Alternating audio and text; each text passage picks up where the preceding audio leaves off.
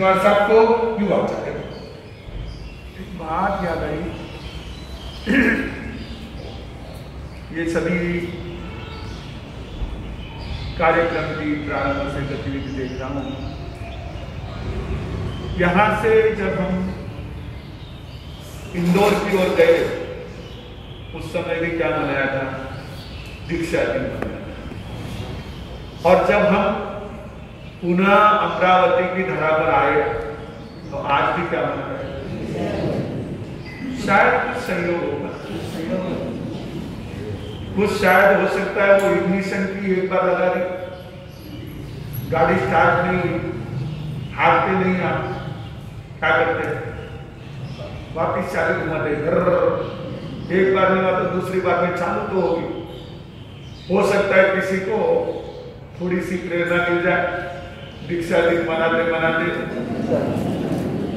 करो करो आत्म संभाल एक दिन जावड़ो रे, करो करो आत्म संभाल एक दिन जावड़ो रे, मत कर दे हरि पंपाल जग में तू बावड़ो रे, मत कर दे हरि पंपाल जग में तू बावड़ो रे, माटी काया माटी में जावे, माटी काया माटी में जावे, समझे वही आत्म बचावे, समझे वही आत्म बचावे, छोड़ सारी जंजाल एक दिन जावनो रे, छोड़ सारी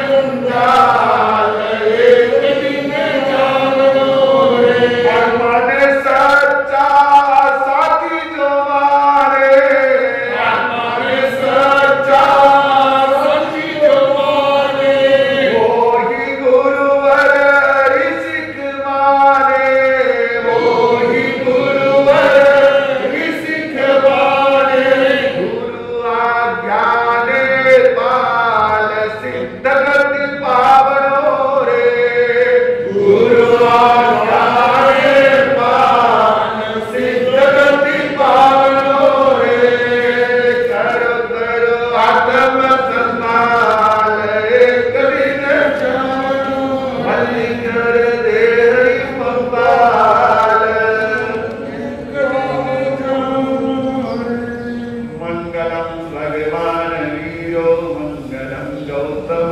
प्रभु, मंगलम स्थूलिभद्रात्या जैन धर्मोस्तु मंगलम, गुरुवाणाय मुखो गुरु बसावट सिद्धियो, गुरु भक्ति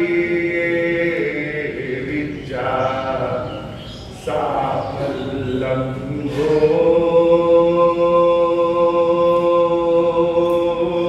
होई नियमे।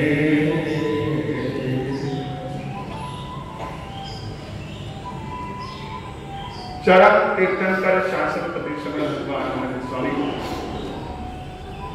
अरिहंत परमात्मा श्री सिमंदर स्वामी भगवान परम श्रद्धेय परम उपकारी प्रातः स्मरणीय गुरुदेव आचार्य रतन श्री आनंद श्रीनिवास साहब, वर्तमान आचार्य सम्राट आत्मज्ञानी गुरु परम श्रद्धेय परम गुरुदेव श्री श्रीनिवास साहब, समस्त ऊर्जा पुरुषों महापुरुषों के पावन स्मरण सभी को वंदनम। यहाँ विराजे स्नेही सहयोगी श्री जितेंद्र ऋषि जी महाराज, समादरणीय भगवती स्वरूपा साधु मंडल, जिनके वाणी में माधुर्य है, जिनके आंखों में वात्सल्य है, जिनके हृदय में करुणा है, ऐसी आज की जिनकी 47 वर्ष पूर्ण होकर 48वें वर्ष की दीक्षा प्रारंभ हो रही है। 48वां वर्ष दीक्षा का प्रारंभ हो रहा है। उपप्रवर्तनी शांति रखना, ज्येष्ठ गुरु बहना, संगति निवासा कैलासा, साधु मंडल धर्म में बंधु माता बहनों, जिनके वचन, जिनके सिद्धांत, जिनकी साधना, जिनके संदेश प्रत्येक भव्य आत्मा को अपने चरम लक्ष्य को प्राप्त करने के लिए अहिंसा संयम तप का मार्ग प्रशस्त करते हैं, ऐसे परमपिता परमात्मा तीर्थंकर प्रभु की देशना जिनवाणी के प्रति आप सभी के भीतर प्रति आस्था का अभिनंदन।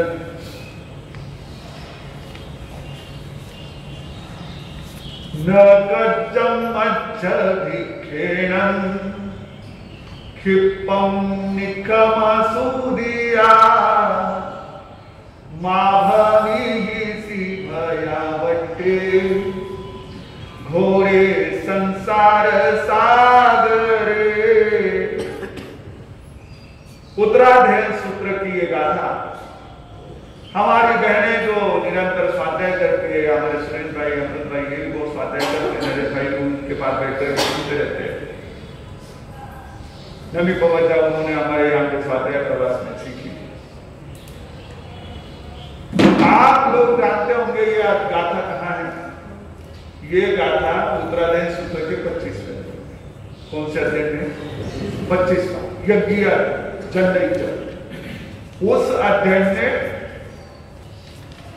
जय घोष विजय घोष दोनों भाइयों का सम्मान। तो वो जब यज्ञ मंडप में जाते हैं, वहां पर चर्चा होती है, ब्राह्मण कौन है, यज्ञ क्या है, यज्ञ का मुख्य क्या है, वगैरह सारी चर्चाएं हो जाती है। उसके पश्चात उन्हें भावना भाई जाती है कि आप ही वास्तव में ब्राह्मण है, तो आप हमारी ये भिक्षा ग्रहण कीजिए। तब वो क्या कहते हैं? न गज्जं मज्जभिक्षेणं, मुझे भिक्षा से कोई प्रयोजन नहीं है, मेरा भिक्षा ये मुख्य लक्ष्य नहीं है। क्षिप्पं निखमसूदिया, हे ब्राह्मण, हे द्विज, शीघ्र निकल जा, मा भवीसि भयावते घोरे संसार सागर। भयावह और घोर भीषण ऐसे संसार सागर में अब घूमो मत, अभ्रमण मत। बस यही कहने के लिए क्या हुआ है, मैं आया हूं, ऐसा बोल के मैंने, अब मैं तो आया हूं, पर अब मैं ऐसा कहूं तो क्या मतलब है? आप लोग बहुत होशियार है, आपके ही इन सारी मंडली में से, यानी अमरावती वाले नहीं, तो अपने ही सभी हमारे ऐसे ही जो बहुत निकट और बहुत अच्छे लोग जो निरंतर साधना में, धर्म ध्यान में अग्रसर रहते, उन्होंने बताई मुझे पंक्तियां। तेरी तो ये मीठा मीठा बात करेला, इतना लोगा बीच खाने ढूंढ लेला। तेरी तो ये मीठा मीठा बात करेला, इतना लोगा बीच खाने ढूंढ लेला। मोको देख बातों थारो मूड देवेला, घर वाली टाबर ऊपर छूट जावेला, घर वाली टाबर ऊपर छूट जावेला। चुन्नूरा पापा में थाने सच के हूँ, ठान घना मती जय जो समझाऊं। चुन्नूरा पापा में थाने सच के हूँ, ठान घना मती जय जो समझाऊं। मारा गया तो कहीं ना कहीं देवेला, धीरे धीरे थारे वो फेर देवेला, धीरे धीरे थारे वो फेर देवेला। ये बात तो मैंने कह रहा हूं, हमारे शास्त्र के वचन, आगम के वचन जो प्रत्येक भव्य आत्मा को उस विजय घोष के माध्यम से एक संदेश दे, प्रेरणा दे।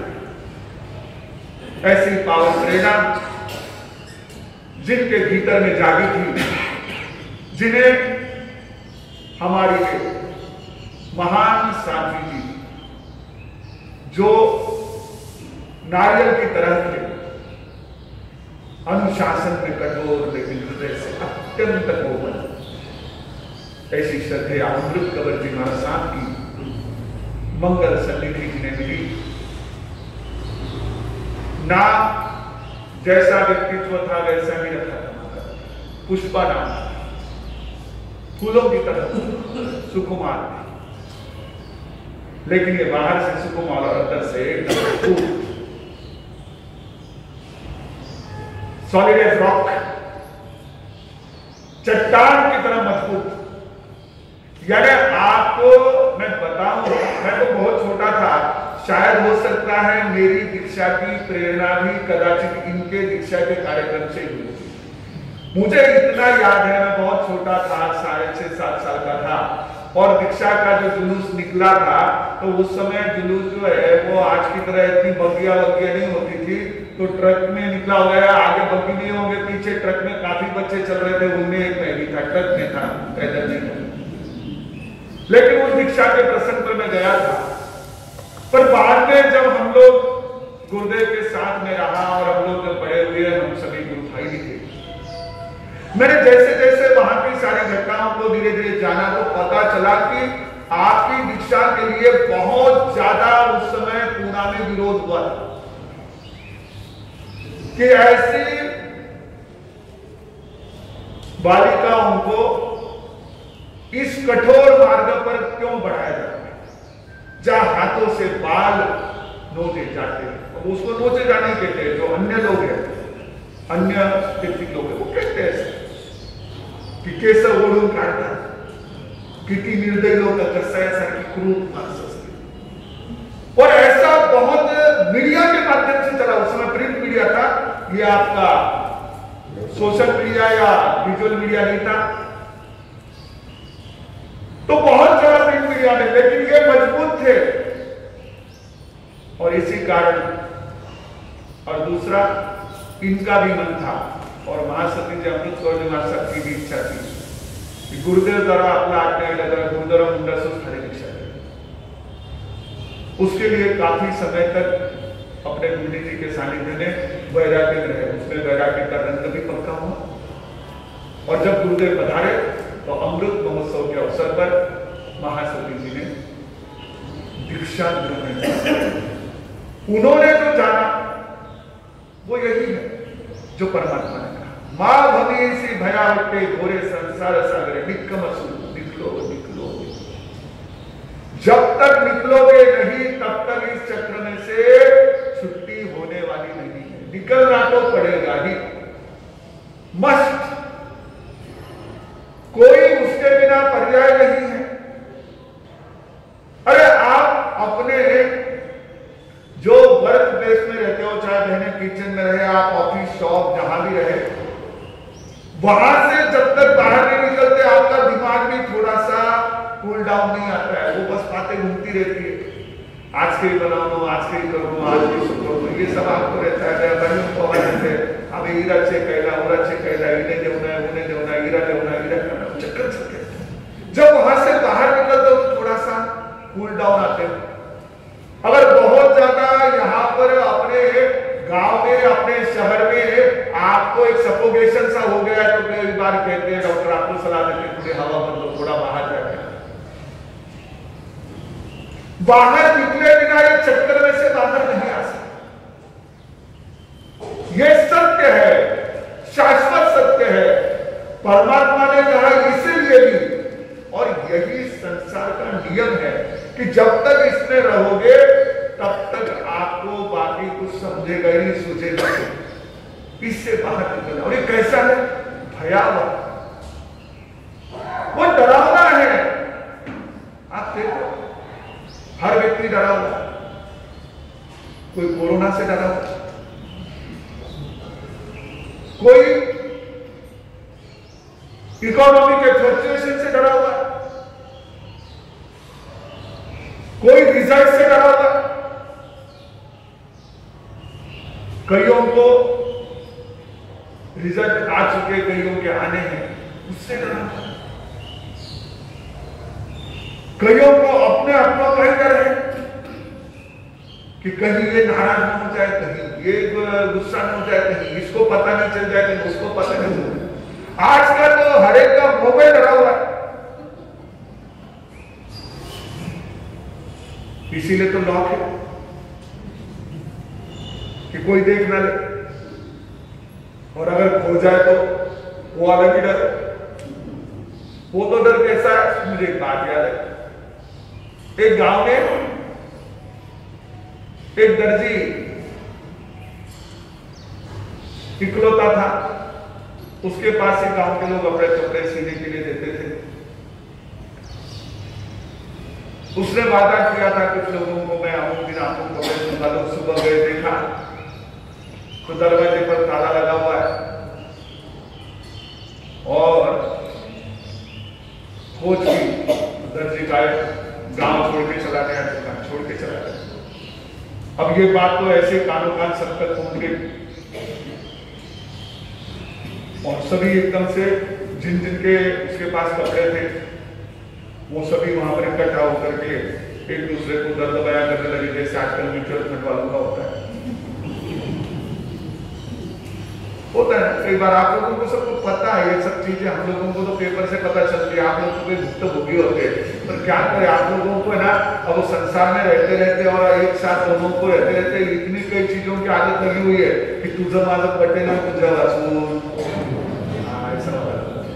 तो ऐसी कई चीजों का एक तरह से ना आपको आदत पड़ गई है, पता है ये सब होता है, फिर करते रहते, चलते रहते।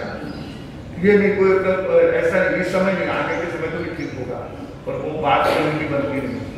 तो वो जो है सभी वहां आकर के अपना रोना रो रहे थे। एक आदमी आया और झाड़ झाड़ आंसू बहा करके रोने लगा और जोर जोर से रोगा। सभी लोग एकदम अपने सब दूर दूर करके उसका, क्या हुआ भाई, तेरा कोई रिश्तेदार था क्या, भूल गए क्या, कुछ हुआ क्या, फिर हुआ क्या? वो बड़ी मुश्किल से अपने आप को समझ, पर हुआ क्या, बोल तो सही, तेरा क्या ले गया? सूट का कपड़ा था, महंगा कपड़ा था, क्या ले गया? अरे बोले ये मेरा नाक लेके गया, मेजरमेंट लेके गया, अब मैं किसके पास कपड़े सिलाऊं? अरे भाई मेजरमेंट लेके गया, इतने बड़े तो तेरे साथ में लोगों ने उसको फिर बाहर नहीं समझा, लेकिन अब वो ऐसी स्थिति, आज का इंसान जो है वो एक तरह से ऐसी बातों के लिए उलझा है। लेकिन परमात्मा कहते सत्य यही है कि संसार बड़ा भयावह है, डरावना है, यहां कई बातों का डर है। अब जैसे उसको डर था कि मेरा नाक चला गया, ऐसे कई अज्ञात डर, ज्ञात अज्ञात डर हमने बसाए हुए हैं जब तक संसार में। लेकिन न च राज भयम न च चोर भयम न च पुत्र भयम न वियोग भयम इह लोक हितम परलोक सुखम श्रवणत्वमिदं रमणीयतरम। न राजा का भय न चोर का भय, कोई डर नहीं। इस लोक में हित करने वाला और परलोक में सुख देने वाला सबसे श्रेष्ठ और रमणीय कुछ है तो श्रवण सही है। और अभी भी आप लोगों ने गुणगान किए, हम लोग भी जिसके अनुमोदन कर रहे वो संयम, और इतना दिव्य संयम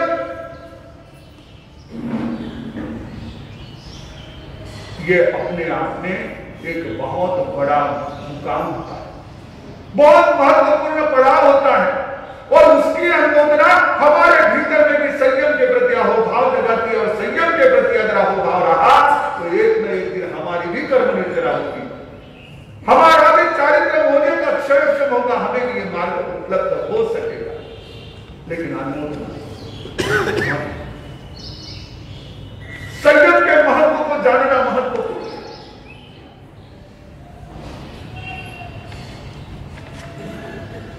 ये इस संसार से बाहर निकलने का रास्ता है, उसी में आगे है, उसी अध्याय में वो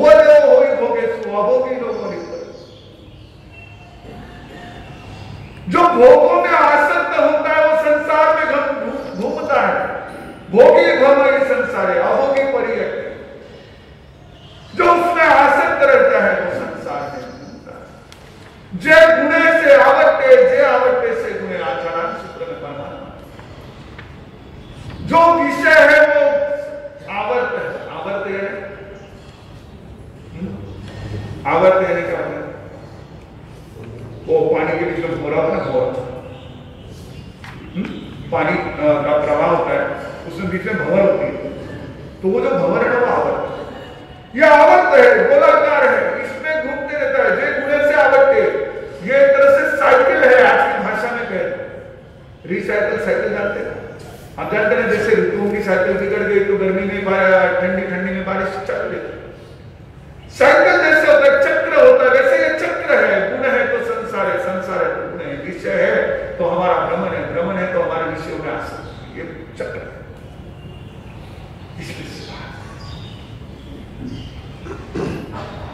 थोड़ी तकलीफ तो होगी, निश्चित होगी, बैठी जगह से खड़ा होना है तो भी तकलीफ। आप समझते हैं कि कुर्सी पर बैठे उनको उठने में आसान होती है, उनको भी दिक्कत होती है। तकलीफ ऐसे तो कुर्सी पर बैठे हैं तो घुटने में भी दिक्कत होती है, जिसको घुटने की तकलीफ है, घुटने में चमक आती है जब खड़े होते हैं। कमर की तकलीफ है तो कमर में थोड़ा सा खिंचाव आ जाता है खड़े होते, सुख उसमें भी नहीं, बैठे तो उठने में भी कष्ट है। तो ये तो संसार छोड़ना है, दुख तो कष्ट तो है, लेकिन वो एक बार का कष्ट हमें जीवन पर श्रवणत्व इदम रमणीयता, ये श्रेष्ठ और एक तरह से मन को आह्लादित करने वाला, हमें भीतर से आनंद की अनुभूति देने वाला ऐसा। और ऐसे संयमी जीवन की आप लोग इस तरह से सेवा शुश्रूषा भक्ति वैयावृत्य करते हैं, वो एक अमरावती संघ का अपना विशेष पुण्य है। और ये अमरावती संघ इतना भाग्यशाली है कि यहाँ 12 महीने को साधु संतों की सेवा का, उनसे जिनवाणी श्रवण का लाभ मिलता है। कदाचित थोड़ा सा समय बीच में खाली जाता होगा, नहीं तो निरंतर कोई ना कोई यहाँ पर चरित्रात्माओं का विचरण गतिशील है। और जब यहाँ पधारे हैं और आप लोग ऐसे सभी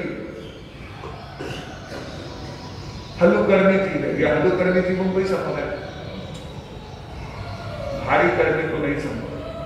जो हल्लुकर्मी है वही संत सेवा में, संत सन्निधि में भी जा सकता है। संयम तो जो क्षयोक्षम करे वो लेगा, लेकिन हल्लुकर्मी होगा वो भी संतों तक पहुंचेगा, उसके भी मन में संतों के प्रति आस्था होगी। नहीं तो वो समझेगा महाराज ने कोई काम नहीं आया, हाँ मैं काम नहीं, ये संघ वाला काम नहीं, कहीं ना कहीं महाराज ने जाने बैठा थे ठनक में बखान करते, हमारी तरीका में बैठे। होने को कुछ भी हो सकता है, लेकिन जो हल्लुकर्मी होते ना वो बड़े प्रसन्न होते हैं। आज कितना पुण्य मेरा, आप जानते हैं ना भरत चक्रवर्ती की बात, हम कहते हैं भरत चक्रवर्ती को केवल ज्ञान कहां हुआ, आरिसा भवन में केवल ज्ञान हुआ, तो आपको भी होना चाहिए। मेकअप रूम के सामने वो ड्रेस क्या होता है, ड्रेसिंग टेबल,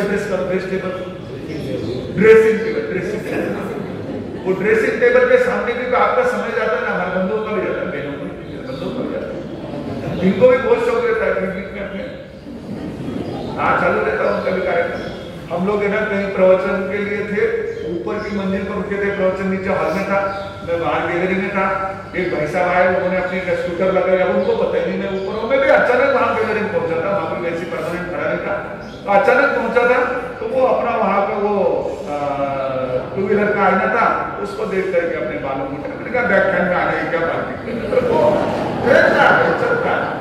और ड्रेसिंग टेबल आपको भी हमको भी किसी को कुछ केवल ज्ञान हुआ नहीं, हम बच्चे थे तब हमने भी बहुत किया, आप भी थे, क्यों नहीं हुआ? क्योंकि वो केवल ड्रेसिंग टेबल में या केवल वो एक आस्था भवन में जाकर के बैठे इसलिए केवल ज्ञान नहीं हुआ, उनके भीतर के जो भाव थे ना वो हल्लुकर्मी लिखते थे कि चक्ररत्न जैसा चक्ररत्न उत्पन्न हुआ, पट्टरानी को पुत्र रत्न उत्पन्न हुआ, फिर भी जा रहे भगवान ऋषभदेव के दर्शन के लिए कि पहले तो मैं भगवान के देशना सुनूंगा, आदिनाथ भगवान के दर्शन करूंगा, बाद में चक्ररत्न मेरे पुण्य से आया, पुत्र रत्न मेरी पट्टरानी को उसके सौभाग्य से प्राप्त हुआ, लेकिन मेरे लिए तो सबसे बड़ा अवसर परमात्मा, ये भाव उनके हमेशा थे। तब जाकर के वो वहां पर क्लाइमेक्स हुआ, शुरुआत वहां से हुई, बट वृक्ष का बीज जो है ना वो बड़ा छोटा होता है, बहुत छोटा होता है। वट वृक्ष का बीज उसकी तरह बड़ा नहीं होता, बहुत छोटा सा होता है।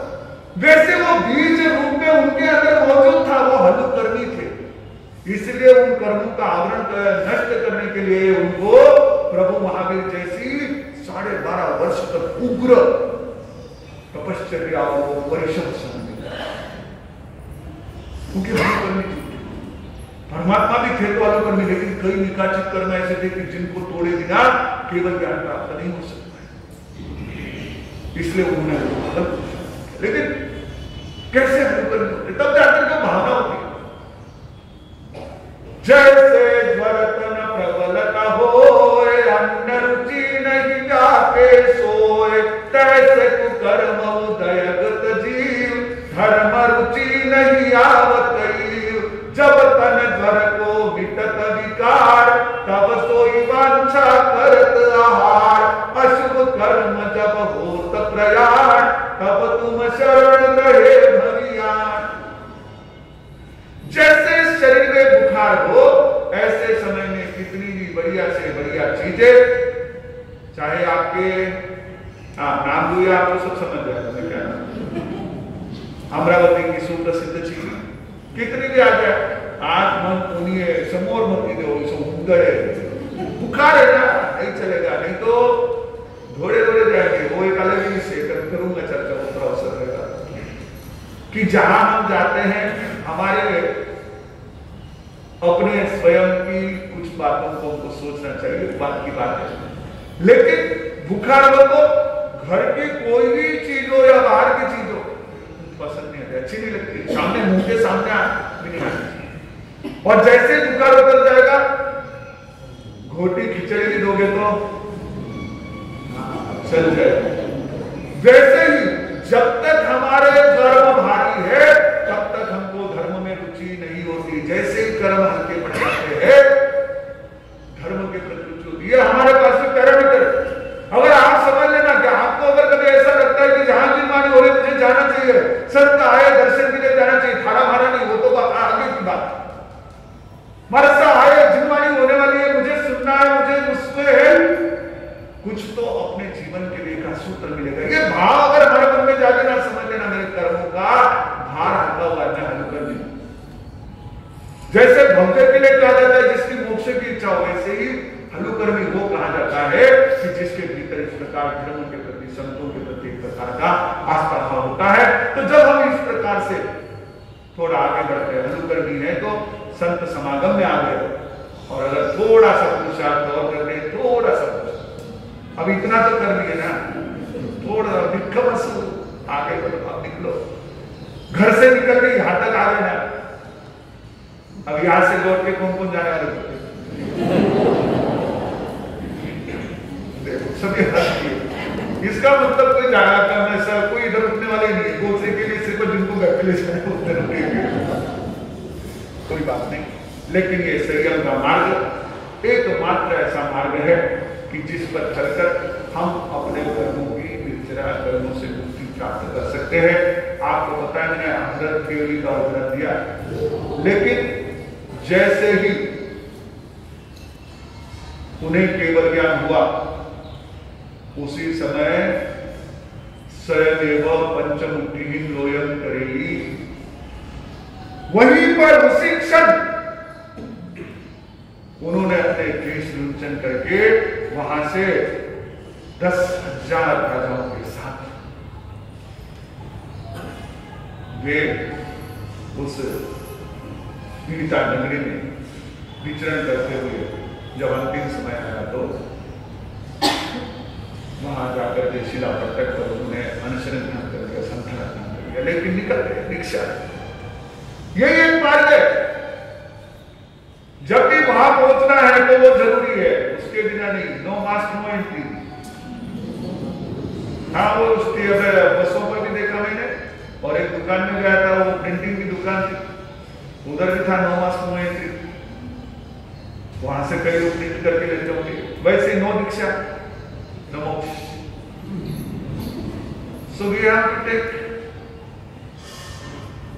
surely today, और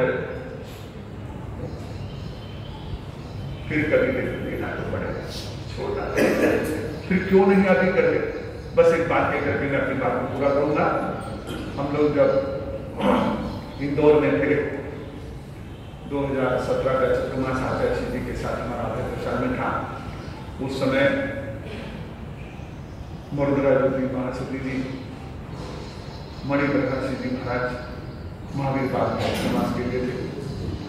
उनकी ओर से आचार्य श्री के चरणों में निवेदन आया कि वहां पर गुरुणी मैया का 3 दिवसीय व्याख्यानमाला से स्मृति दिन मनाया जा रहा है, तो उसमें आप हमारे आचार्य ने कहा हमारा ध्यान शिविर चल रहा है, मैं नहीं आ सकता हूँ, मेरी ओर से आचार्य श्री आएंगे, मुझे दिखा। हम और हमारे साथ में 3-4 संत थे, हम लोग पहुंचे उस कार्यक्रम में। तो उस समय हमारा प्रवचन हुआ। फिर उसके बाद में हमने महासती जी विचक्षणा श्रीनिवासा के बारे में कुछ बातें मणिप्रभा श्रीनिवासा ने बताई जो हमारे लिए एकदम नहीं थी। उसमें एक बात उन्होंने बताई, उनको कैंसर हो गया और वो कैंसर पक भी गया था तो बड़ी लेना होती। तो महासती जी मणिप्रभा श्रीनिवासा ने कहा कि वो रोज सुबह प्रार्थना करते हैं कि मुझे और दर्द आने दे, हे परमात्मा मुझे और दर्द आने दे, मैं इस दर्द को समभाव से सहन कर सकूं, ऐसी शक्ति दे। इस भाव में मैं जितने मेरे कर्म खपा लूं उतना अच्छा है। आज मुझे समझ है कि मैं उस वेदना को सहन कर सकती हूँ, आगे मैं परवश हो जाऊंगी, उस वेदना को सहन करने की क्षमता मुझ में नहीं रहेगी। फिर मेरे कोई अशुद्ध कर्म उदय में आएंगे, मेरे और अशुद्ध कर्म उदय में आ जाएंगे और मैं उस वेदना को समभाव से सहन कर सकूं, मेरे कर्मों की नहीं कर। बस यही हमारे भाव ऐसे होने चाहिए कि हम अभी इस समय में हमारी सारी चीजें जो है वो अनुकूल है। हम हर तरह से संयम के लिए क्या कर सकते हैं, प्रिपेयर हो सकते हैं, संयम ले सकते हैं, कोई दिक्कत नहीं है। थोड़ी बहुत कुछ पाठ की अड़चन होगी वो हम दूर कर देंगे।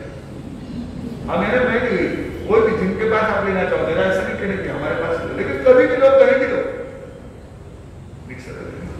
मोक्ष में जा रहा है तो ठीक है, अपना तो चालू है, धीरे धीरे तो पहुंचेंगे अपन। वक्त आएगा ऐसा कभी ना कभी, मोक्ष पाएंगे हम भी कभी ना कभी, ऐसा विश्वास मन में जगाते चलो, अरिहंत सिद्ध गुण गाते चलो। छोटे थे तो प्रार्थना हमारे पुष्प ऋषि महाराज बाबा जी महाराज को गाया करते थे शांत से के बाद। वैसे तो विश्वास रखो, ये संत समागम में कोई कम बात नहीं है, लेकिन अगर आप आ सको तो स्वागत है।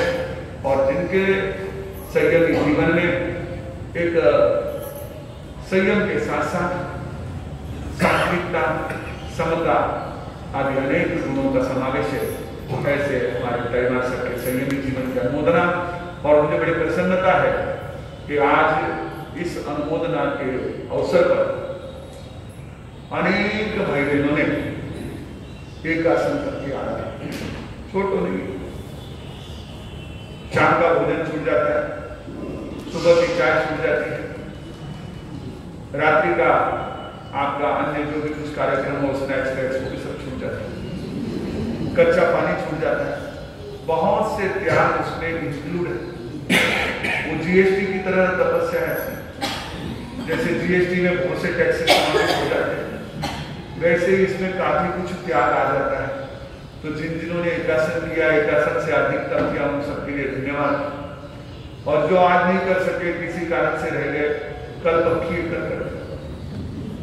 आपको जो उतना ये दे देंगे, नहीं तो ऐसा नहीं है कल ही करना था, दीक्षा दिन तो गलत था, ऐसा कुछ नहीं है। वो तो 47 साल से स्वयं पाले रहे, वैसे तो नहीं सोच रहे थे कि मैंने कल ही आगे हो गए 47 साल में कब तक तो वैसे तो आपको चिंता बात नहीं, कल भी करोगे तो चल जाएगा।